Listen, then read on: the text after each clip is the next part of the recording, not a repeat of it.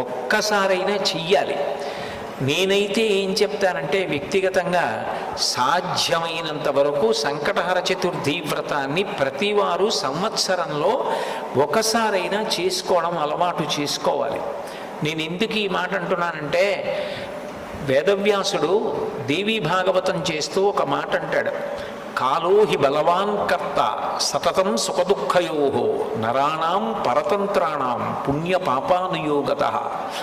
భగవంతుడు మనకొక సుఖాన్ని ఇస్తే మన పుణ్యాన్ని అడ్డుపెట్టిస్తాడు, మనకి దుఃఖాన్ని ఇస్తే మనం చేసిన పాపాన్ని అడ్డుపెట్టిస్తాడు.